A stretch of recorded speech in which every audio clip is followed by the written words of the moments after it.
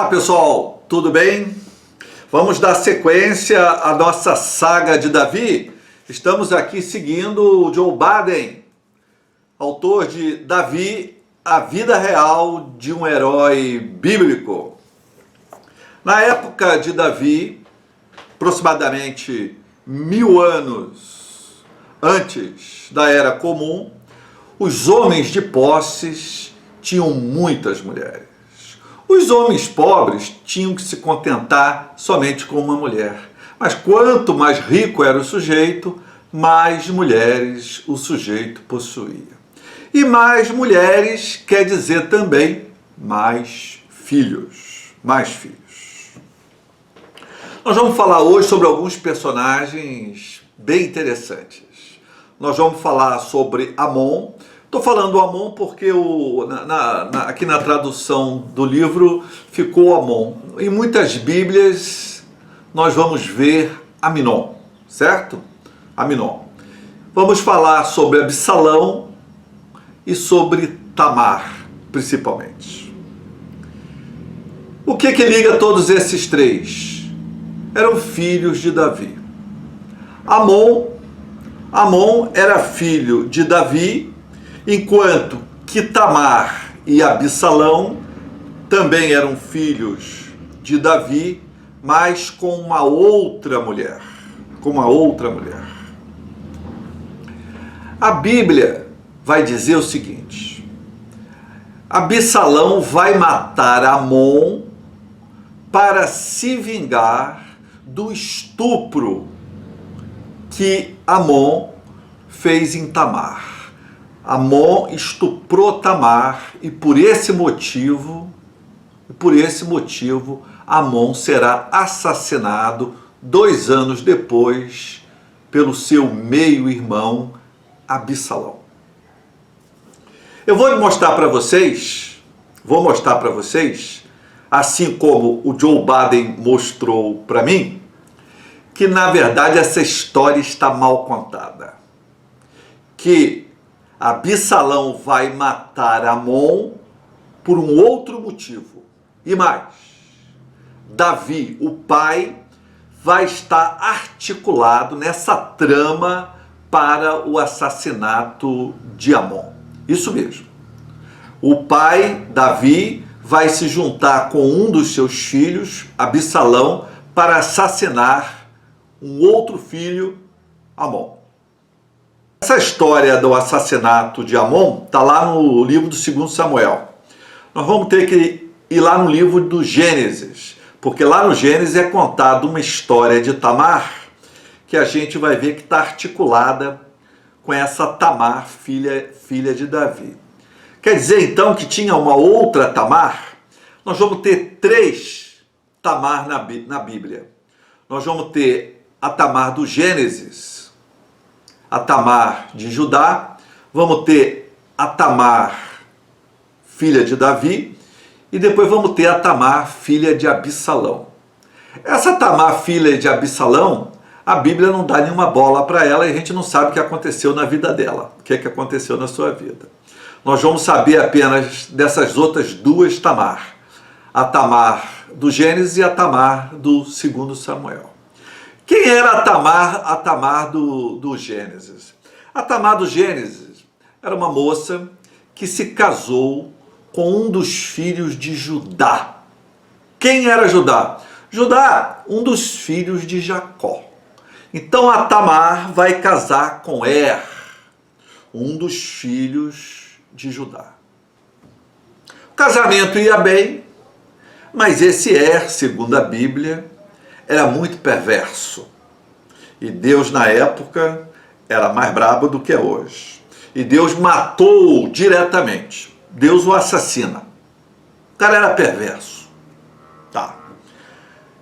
Pela lei do levirato, lá no Deuteronômio, quando morria e ela tinha um cunhado, e o cunhado morava na mesma casa e era solteiro, esse cunhado era obrigado a casar com a viúva.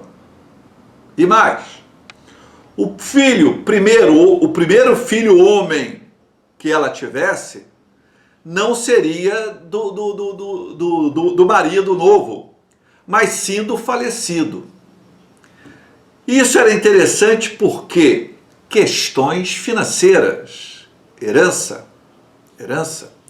Então, o filho do segundo casamento, ele iria receber a herança que não teria nada a ver com o seu pai biológico, mas com o seu irmão morto. E esses bens ajudaria esse filho a fazer o quê? A sustentar a viúva. Então, Tamar casa com muito perverso, Deus fica de saco cheio com ele, pá, joga um raio ali, mata Tamar vai, procura Judá e fala, olha, morreu, mas você tem Onã ali, tá solteiro, mora aqui com a gente, e pela lei eu tenho que casar com Onã. O pai fala, tá certo. Judá diz, tá certo, você vai casar com Onã, meu segundo filho. Tá bom. Ela casa com Onã. Mas Onã não gostou nada da história, ele queria arrumar outra mulher, ele não queria casar com a viúva. Ele não queria ter o primeiro filho, e vai que tem só um filho e não tem mais outro filho. E vai que só tem menina e não tem menino. Então ele estava numa enrascada, ele não queria casar com Tamar. Mas pela lei ele tinha que casar, então ele casou. Até aí ele foi. Mas na hora da relação sexual, ele tinha relação sexual com Tamar, e na hora ele retirava o pênis e ejaculava no chão, ejaculava na terra. Então ele estava burlando a lei do levirato, porque ele tinha que engravidar a esposa, tinha que engravidar Tamar. Deus também não gosta disso e fala, isso você está fazendo uma coisa muito errada. Você tinha que engravidar a sua cunhada, você está retirando o pênis lá de dentro, você está fazendo o coito interrompido. Você não pode fazer isso. E Deus vai, joga um raio e mata Onã também. Um pouco de cultura inútil. Onã vai acabar significando masturbação, onanismo, o que a princípio não era isso que ocorria. O Onã provavelmente devia fazer também a masturbação, porque ele não queria de jeito nenhum ter filho com Tamar, porque o filho não seria dele. Então é bem possível que ele praticasse a masturbação também. Mas nesse caso específico, ele praticava o coito interrompido. Mas o termo onanismo acabou se tornando sinônimo de ato masturbatório, de prática de masturbação. Bom, voltando aqui. Então Deus mata Onã, segundo filho. Aí a Tamar vai para Judá e fala, Judá, Deus matou o seu segundo filho. Eu quero casar com o terceiro. Aí o Judá pensa, né? Terceiro filho meu, já matou 2, agora vai o terceiro, vai matar esse também. Essa mulher não se dá no casamento. E Deus se interfere e sai matando meus filhos todos, estou ficando sem filho, né? Então ele tinha um rapazote, Selá, como ele era ainda adolescente, o Judá dá uma saída e fala, olha, meu filho está muito novo ainda, deixa ele crescer um pouco, quando ele crescer, ficar mais um homem mais formado, eu dou ele para você em casamento, você casa com ele.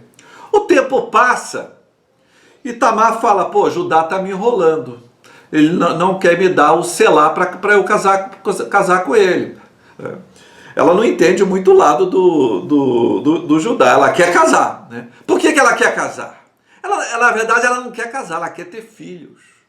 Porque se ela não tiver filhos, ela está lascada. Né? Uma mulher, nessa época, se ela não está casada e nem tem filhos, ela está enrolada.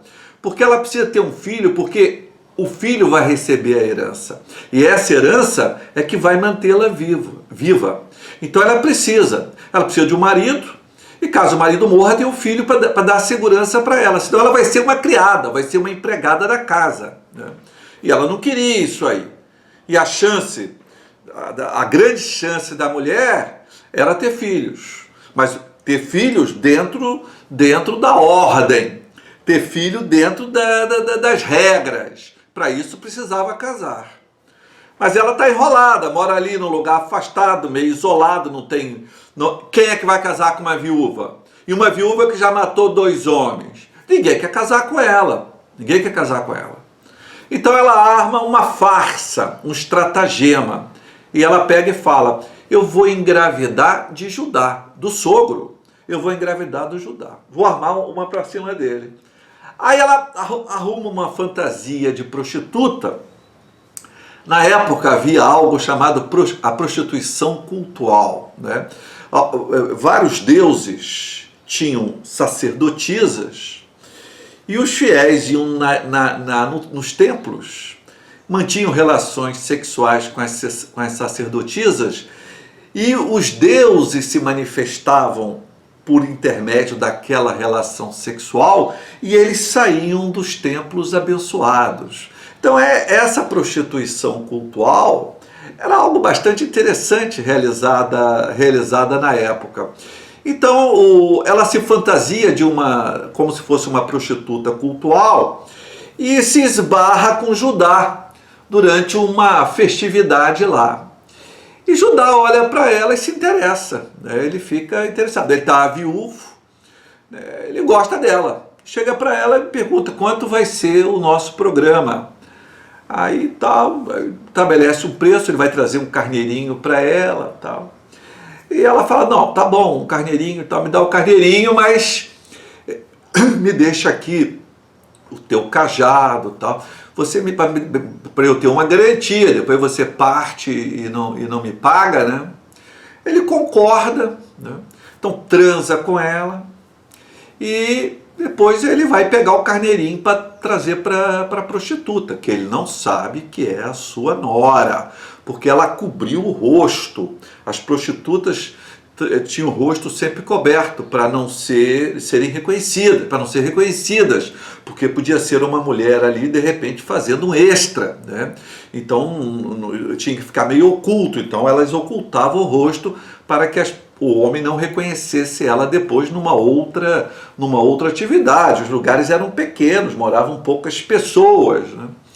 Então, quando ele volta para fazer o pagamento, ela já se mandou. Ele pergunta, cadê aquela prostituta cultual que fazia ponto aqui? Fala, não, essa mulher nunca vimos essa mulher aqui. Não há nenhuma prostituição cultual aqui na região, não. Aqui não se faz esse tipo de coisa, não. Bom, ele então vai para casa, tal. Alguns meses depois, 3 meses depois, vão dizer para ele que Tamar está grávida, que Tamar se transformou numa prostituta. Não era outro termo, uma mulher viúva ficar grávida de quem? Só pela prostituição, né? Não passava pela cabeça dele outra possibilidade.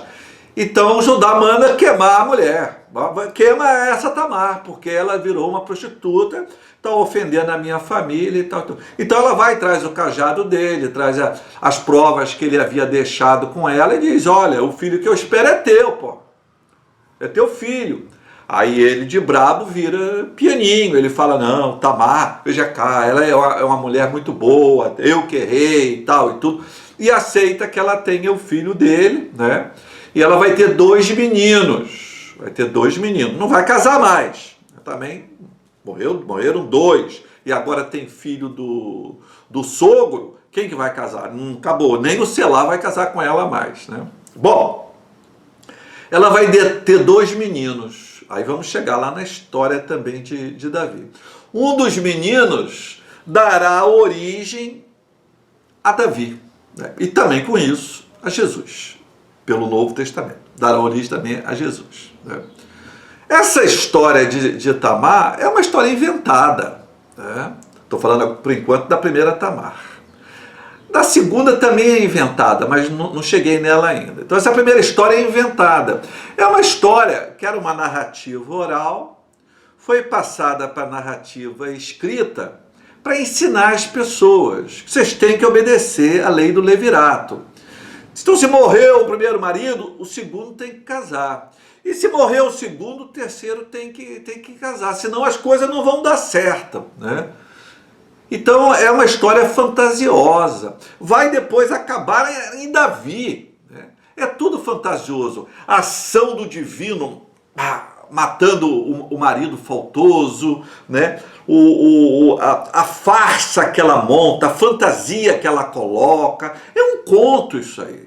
A fantasia que ela coloca para enganar o sogro, né? Depois o desfecho teatral, né? Que a historinha vai ter, quando ela joga o cajado, joga os apetrechos de Judá e diz: você é o pai do meu filho. Ele fala: mas sou eu que sou, tá com o cajado. Pô, você então era tal prostituta, quer dizer, eu agi mal, então tive relações com uma prostituta cultual, que não era prostituta cultual. Ficou, então, é tudo assim teatral, né? É tudo para ensinar as pessoas que tem que obedecer a lei do levirato, como está lá no livro do Deuteronômio, tá certo? E vai jogar a história para o Davi, lá para Tamar do Davi. Então vamos voltar lá para o Samuel agora, para o segundo Samuel. Tamar, então, filha de Davi e irmã de sangue de Absalão, mesmo pai, mesma mãe. E Amon, filho de Davi com outra mulher. Amon tá louco por Tamar. Tamar é uma adolescente, bem jovenzinha e muito bonita. E Amon quer transar com ela, mas só quer fazer sexo, ele não quer casar com ela, né? O que pela lei da época era uma loucura, né? A virgindade era a grande moeda e única moeda que a mulher tinha. Perdeu aquilo, danou-se, né? Então o Amon arma uma farsa, olha aí, lembrando a primeira historinha, arma uma farsa, diz que está doente e pede para que Tamar vai cuidar dele. Tamar não quer ir, mas ele acaba usando de alguns artifícios na história e convence ela a ir lá preparar comidinha para ele, cuidar dele, porque ele está doente. Então veja bem, essas histórias todas se passam no âmbito privado. Não tem nenhuma prova, nada disso, que reforça esse aspecto farsesco, ficcional, esse aspecto irreal, né, de conto, né, que não é real, né? Bom, ele vai agarra Tamar, tem relações forçadas com ela e depois não quer saber mais dela, toma nojo dela, não quer saber mais dela. Absalão, claro, toma as dores da irmã. Bom, Amon então estupra Tamar, Absalão compra as dores de Tamar e fala, a versão da Bíblia, né? Eu ainda vou me vingar da minha irmã nesse cara. Esse cara ainda vai pagar. Quer dizer, o Amon ainda vai me pagar isso que ele fez com Tamar. Vão transcorrer 2 anos. 2 anos. Vai ter uma festividade da tosquia das ovelhas. Aí o Absalão quer que Amon vá até lá. O Absalão chama Davi e Davi fala, eu não vou. Aí vocês vão reparar o seguinte, toda vez que tem um assassinato que vai beneficiar Davi está bem longe. E a Bíblia está sempre reforçando que Davi não tem nada a ver com aquele assassinato. Você já fica com uma orelha em pé, com uma não, com as duas em pé. Porque Davi tem a ver com o negócio. Então ele chama Davi e Davi não vai. E tem mais. Então ele chama o Amon para ir. Aí Davi fala, não, Amon não vai. Estou meio bravo com Amon ainda por causa do estupro que ele havia feito em Tamar. Amon não vai. Aí Absalão pede. Absalão pede. Aí Davi fala, tá bom, vou deixar o Amon ir. Amon pode ir, tá. Então, quer dizer, a Bíblia reforça que Davi fez tudo para que Amon não fosse na festa lá patrocinada por Absalão. Absalão já tem um plano, vou dar um pileque em Amon, quando ele estiver bêbado, os meus subordinados, porque Absalão era um comandante militar de Davi, né? Absalão, então, ordena os seus cupins lá e fala: vamos embebedar o Amon, quando ele estiver bêbado, vocês podem ir lá e assassiná-lo. Os cupins vão falar: puta, mas ele é filho do rei. Fala: quem está mandando é um outro filho do rei e vocês vão cumprir as minhas ordens. Os subordinados embebedam o Amon e assassinam o Amon. Quando a notícia chega a Davi, a notícia que corre é que Absalão assassinou todos os irmãos. Essa história de assassinar todos os irmãos, isso é muito frequente no mundo antigo, né? Quem era o primeiro na linha de sucessão de Davi? Adivinha? Amon. E quem era a mãe de Amon? Quem era a mãe de Amon? A mãe de Amon era Ainoã. Esqueceram de Ainoã? Ainoã, esposa de Saul. Tá? Então, quando Davi dorme com Ainoã, ele rouba Ainoã e dorme com ela, Saul, claro, não quer mais Ainoã, ele vai matá-la. Então, e para Davi, na época, interessava ter Ainoã, porque ele tinha no seu harém uma das esposas de Saul. Mas não interessava para ele ter um filho com Ainoã, e ele teve. E era o filho que estava na linha de sucessão, o primeiro na linha de sucessão, né?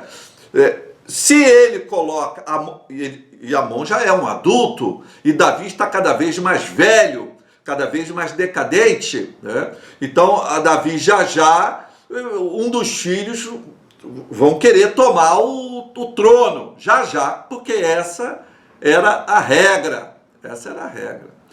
Então, Davi não interessava nada para Davi, Amon assumir o trono, porque Amon era filho da ex-esposa de Saul.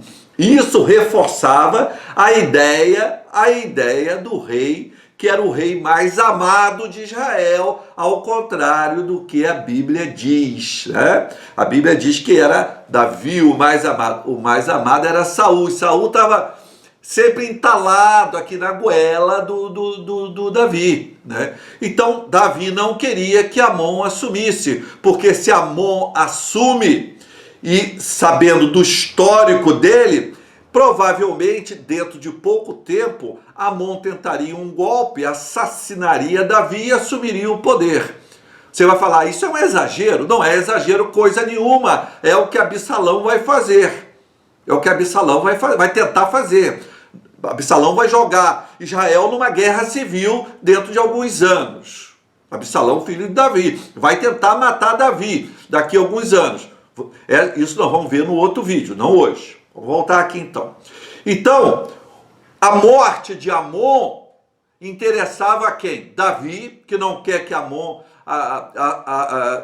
se postule o trono, porque ele corria perigo, porque Amon era filho da ex-esposa de Saul, e Absalão muito menos, porque Absalão era um homem tão obsessivo pelo poder quanto Davi.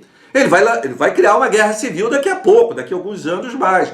Então Absalão queria a morte de Amon. Tanto Davi quanto Absalão, tanto o pai quanto o filho, queria a morte de Amon. Tá? Então Absalão queria a morte do seu irmão, e Davi queria também a morte do seu filho Amon. E para isso ele faz uma articulação com Absalão. E não é por causa de estupro coisa nenhuma de Tamar. Essa história do estupro nos lembra muito a primeira história de Tamar. O nome da personagem é o mesmo nome. Tem uma farsa, que é a farsa da doença de Amon, né? Então há todo ali um enredo farsesco, um enredo de conto, que nos aponta para o ficcional dessa história. Se é que teve uma Tamar irmã, pode ser até que tenha tido, e se é até que é possível até que ela tenha sido estuprada, é mais provável que não, mas pode ser que tenha sido, vamos dizer que sim. Não foi essa a causa do assassinato de Amon. A causa foi política. A causa foi política. Amon tinha que ser morto. Porque ele era o primeiro na linha da sucessão. E não era o preferido. Não era o preferido de Davi, né? E Absalão tinha mais poder, porque Davi o preferia, né? Então Absalão tinha mais poder do que Amon. Amon estava, apesar de ser o primeiro da linha de sucessão, ele ocupava um espaço secundário dentro do cenário de poder.